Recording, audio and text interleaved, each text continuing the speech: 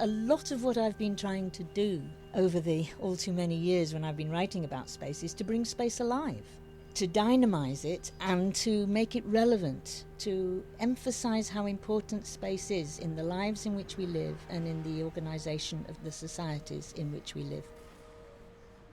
Hello, and welcome to Spatial Delight, a podcast about space, society and power. I'm your host, Agata Lisiak, Associate Professor of Migration Studies at Bard College Berlin. In episode 1, we took a close look at the life of Doreen Massey, a British academic, educator and public intellectual. The second episode will focus on the discipline she loved, geography, and why it matters. Geography is a vast discipline. Physical geography is the study of the Earth, including fields such as climatology, oceanography, glaciology, among many others. Human geography focuses on people's relations in and with various environments. This field is then subdivided into cultural geography, economic geography, urban geography, and so on. The fact that geography encompasses both natural and social sciences was one reason Massey felt so attracted to it.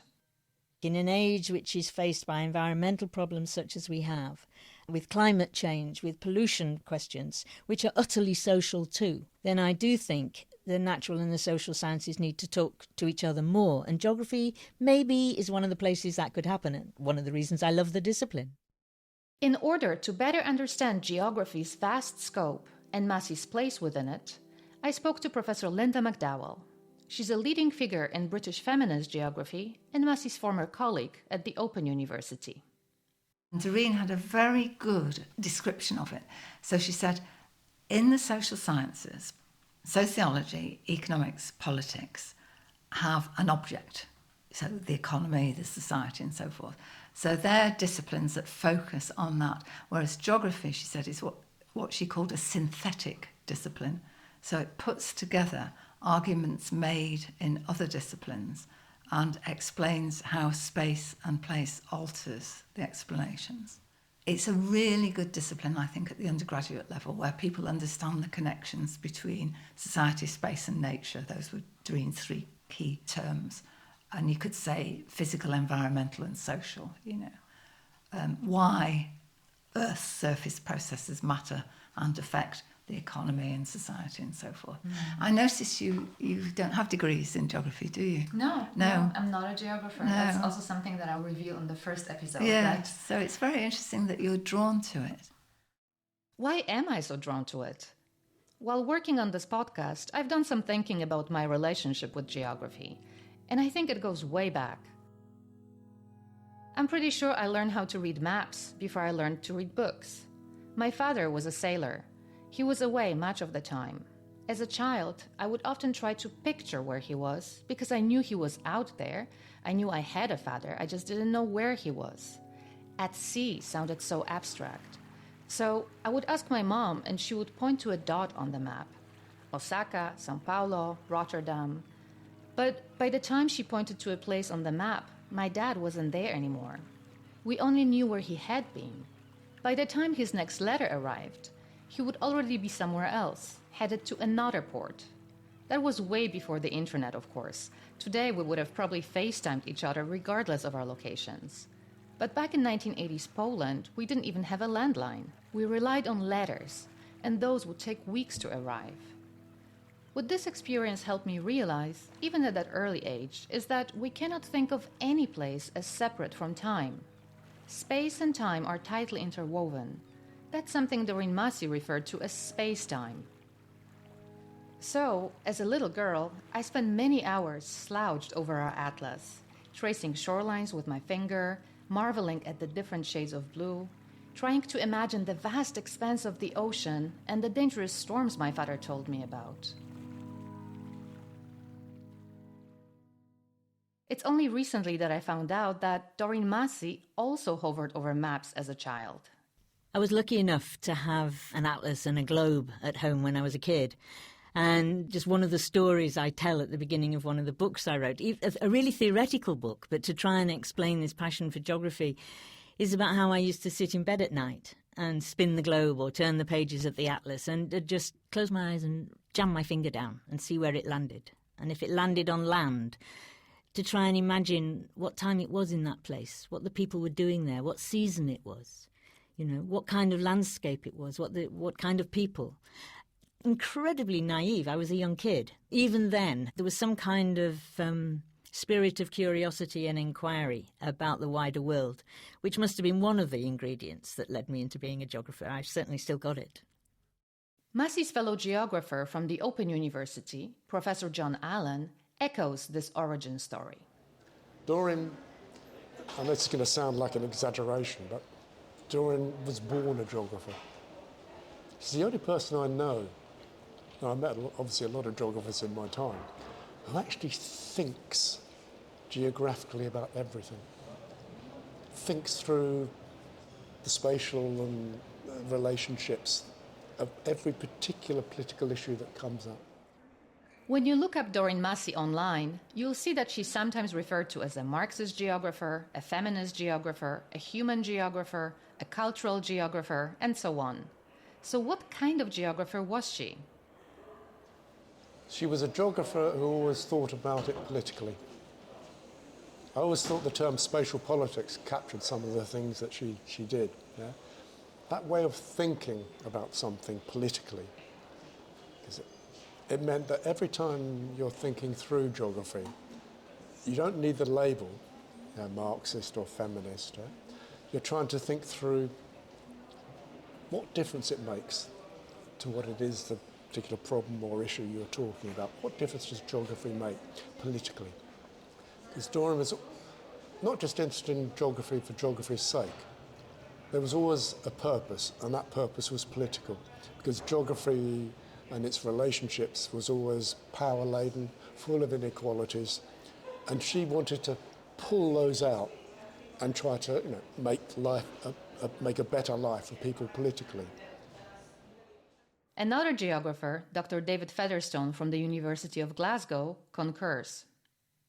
She was a geographer who was deeply influenced by feminism, but I don't think she was straightforwardly a feminist geographer, and I don't think she would have necessarily used that label straightforwardly. I think she was actually somebody who was committed to a kind of broader vision of the discipline of geography in interesting ways. Feminist geography is a subdivision of human geography that emerged in the 1970s in connection with the women's movement. Today, it's an established area of study with its own journals, college courses, conferences, and university chairs. Massey remains associated with feminist geography because of her interest in how place and space are gendered. But her relationship with it wasn't exactly straightforward. She wasn't involved in the group that identified itself as developing feminist geography. So she was supportive in some sense, but she wasn't visible, very visible. But of course, her work influenced feminist geography. And her politics did, and she was involved in work in South Africa to do with women's rights and so forth. Yes, and she was a role model, a role model to other women. For Professor Tracy Skelton, a geographer from the National University of Singapore, Massey's feminism has a lasting impact. If you get labelled in some way, that's all people think you do. But the reality is, if you look at the body of work of someone like Doreen Massey, then she covers everything. She didn't need to sort of say, I'm a feminist, because she lived and was a feminist in the sense of that way of thinking. But she was very inclusive in that. So she didn't make it women only or just a feminist approach. She drew in, economic geographers and social geographers, and she was really determined to think about the ways in which we should think about how to challenge different formations of male dominance. So that was a project that came through even in the economics section, even in the social geography section, even in sort of just a broader perspective on the notion of geography matters. And it was around the importance of thinking about, why is it that women are always, in whatever context they're given, they're always seen as second class or inadequate or unnoticeable. And I think that was one of the really important elements around that feminist work, because she talked about gender power relations and she was very interested about power and how it translated. Massey herself explained her feminism very clearly, saying, "Feminists ought to be everywhere, and doing feminist geography is about a lot more than studying gender specifically. It's an outlook on life." The way we understand the geographical world and the way in which we represent it to ourselves and to others is something that Massey and her colleagues called geographical imaginations. I asked John Allen to tell us more. There's an intellectual background to geographic imagination, and that is really goes back to a book that C. Wright Mills wrote back in the 50s and 60s, a long time ago, called The Sociological Imagination. And one of the attractions of that book at that time was the sociological imagination was being able to locate yourself in the wider sets of historical changes. As the world around you changes, how do you locate yourself in those changes so that you're not just either a victim of it or you're responsible for everything that happens in your life. Yeah?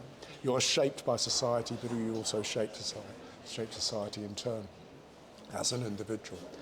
Now you transfer that to geography, which we did, and Derek Gregory's book came out, Geographical Imaginations, plural, at the same time we were writing The Shape of the World. Very, kind of parallel way to C. Wright Mills. It was about the ability to locate yourself geographically in a world that's changing sets of relationships and you're parts of wider sets of connections and the place of which you're part. So just because you happen to live in Kilburn doesn't mean to say that everything that shapes your life is in Kilburn. There's always the wider sets of relationships that shape your life in particular ways. And what the geographic imagination does is try to give you that sense of how you can understand the world of you're much part of not a wider set of histories in this case, but a wider set of geographical changes, global, regional, local. As we heard in episode 1, Massey was energetically involved in the production of Open University courses and textbooks. One she worked on, which John just mentioned, was titled The Shape of the World. The books in that series were written with a sense of urgency, expanding geographical imaginations at a time of accelerated globalization. It was the early 90s, the end of the Cold War, proliferation of trade agreements, resurgence of nationalisms.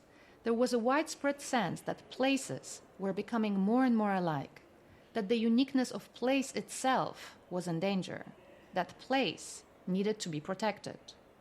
In response, Massey and her colleagues argued that the identities of places are not monolithic. In fact, they are often contested, and the battles over their meanings, sometimes literal ones, are waged in a world that is unequal. When Doreen wrote about the global sense of place, it captures really what she was thinking about place. Because what mattered in terms of place, why she can say either small or large, she's very keen to make sure that that place was not bounded. So you couldn't say it's a small part of London, it's Harrow or Willesden or Kilburn. None of them are bounded. So even if you take Kilburn, you can't draw a line around Kilburn. That's the way Doreen saw place, because place was always part of a wider set of interdependencies and interconnections to places elsewhere. The fortunes of places were linked through these wider sets of relations. And those wider sets of relations are really what she understood by space. So the space and the place are inseparable in that kind of way. If place is not bounded, it's always part and parcel of all these other relationships that meet up in a particular place like Kilburn. That shapes it. When things change elsewhere, Kilburn changes. Massey rejected the neat, linear ideas of spatial difference that have so long shaped Western geographical imaginations. Instead, she insisted that we consider the workings of globalization from the perspective of those who have been subjected to colonialism and imperialism. She challenged Western scientists, including herself, to stop pretending their position was in any way universal, and to provincialize their questions and theories instead. Let's hear an excerpt from a lecture she gave in 2006. When the supporters of today's form of globalisation are questioned about why, if it is such a progressive force, there is still so much poverty and inequality in the world, you ask about Mozambique, say, or Honduras, they're likely to reply, do not worry, they are behind. Give us time, they will catch up. Now look at what's going on here. The whole variegated and unequal geography of the world is being reorganised into a historical queue. Geography is being turned into history. Space is being turned into time. And what's more, there's only one historical queue, one model of development. And it's one defined by those in the lead, the most powerful voices, the ones who designed the queue in the first place. Now, let me be clear about one thing here. I am absolutely not trying to argue against any notions of progress or development. Clean water is indubitably better than dirty water. What I do want to raise is firstly the possibility of different ways of progressing, and secondly, and probably in the end even more importantly, the question of who gets to decide. Massie was very interested in globalization, not because it was a new phenomenon, she always argued that it wasn't, but because it captured people's imaginations. She insisted that globalization was a political project, not some historical inevitability. Keeping in mind globalization's imperialist legacies, Massie and her collaborators wanted to rethink it by focusing on place. What happened in the 90s, but also, obviously in the 80s as well, was that much greater awareness of globalisation, much greater awareness of wider sets of relationships, global and international, that were shaping the local economies, national economies. And that relationship between the local and the global was becoming a question. It wasn't as if globalisation was new, but intellectually it was being rigorously examined. Yeah? And we wanted to pick that up and think that through. So the drive of globalisation, not its newness, but how its form had changed, was what we were trying to get across, but not in the sense that everywhere was becoming the same, but trying to think about the relationships between the global and local in what, dare I say, a kind of dialectical way, that where none of them have precedence, in a sense. So the term geographical imagination comes out of that thinking about how you understand those different globalizations, how globalization locates people in particular ways, differently, not all the same, other relationships to elsewhere, because a lot of this was focused on the UK, simply because our students were in the UK. If we were doing it today, we'd be much more post-colonial. We'd be thinking about elsewhere, not as something that simply shapes the UK, but we'd be thinking about past sets of relationships and how caricatures of elsewhere have crept into our thinking. Geographers only started seriously engaging with post-colonial theory in the 1990s. This was a much-needed and overdue shift. The discipline of geography has long been implicated in colonial violence and imperialist ideologies. Massie said that post-colonial scholars were working with the term globalization in the most provocative and productive ways. Tariq Jazil is one of them. He's a professor of geography at the University College London and wrote a book titled Post-Colonialism. Tariq also worked with Doreen Massey at the Open University. I always like to think about post-colonialism, or rather I like to think about post-colonialism as a word that can't easily be defined, or an area that can't easily be defined, but I do like to think about three approaches to thinking and working post-colonially. And for me, that is firstly to think about the post-colonial simply as a time period after the colonial, in which case it's fair to say that much of the world is now technically post-colonial. Secondly, though, I think about post-colonialism as a reminder to, as I've said, to engage with the ways that colonialism lingers in our present, so the ways that colonialism lingers in the post. So the remains of colonialism, the traces of colonial encounter. and colonial ways of thinking remain with us in the present. And thirdly, I think it's really important also to think about post-colonialism as a challenge, or an intellectual and political challenge, for us to be able to transcend some of those legacies, to be able to critically intervene in them in the present. Some of the earliest post-colonial theorists, post-colonial literary theorists, so people like Edward Said, for example, were concerned with geography, actually. So his book, his 1978 book, Orientalism, is where we first hear the term imaginative geography, which, you know, many of us in geography, I think it's a discipline-specific term, but no, it's a literary theorist who comes up with the term and begins to use it. And of course, Edward Said was interested in how our geographical imaginations are produced through forms of discourse, that is to say, through forms of representation, through the things we read, the things that we see on TV, or the plays we watch, or the music we listen to.